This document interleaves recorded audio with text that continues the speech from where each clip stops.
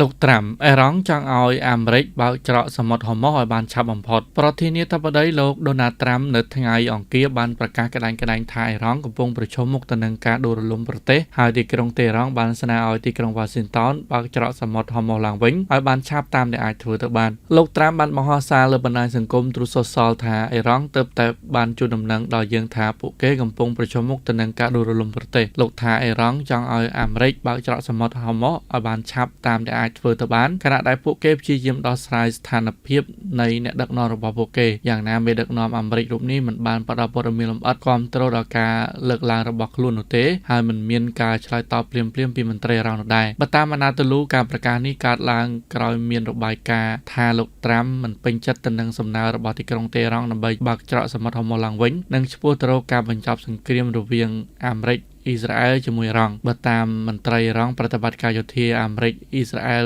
កាលពីចុងខែកុម្ភៈបានសម្លាប់មនុស្សជាង 3,300 នាក់មុនពេលទីក្រុងវ៉ាស៊ីនតោននិងទីក្រុងតេហ៍រ៉ង់ប្រកាសបទឈប់បាញ់រយៈពេល2សប្តាហ៍នៅថ្ងៃទី 8 ខែមេសាដែលសម្រាប់សម្រួលដោយប៉ាគីស្ថានដើមឡើយបទឈប់បាញ់នេះនឹងផុតកំណត់នៅថ្ងៃទី 22 ខែមេសាប៉ុន្តែលោកដូណាល់ត្រាំបានប្រកាសពីការបញ្ជាពេលដោយគ្មានកំណត់កាលពីថ្ងៃទី 21 ខែមេសាតបតាមការសំណើរបស់នាយករដ្ឋមន្ត្រីប៉ាគីស្ថានលោកស៊ីតបាសសារីបនិងមេតបប៉ាគីស្ថានលោកអាស៊ីមម៉ូនឺ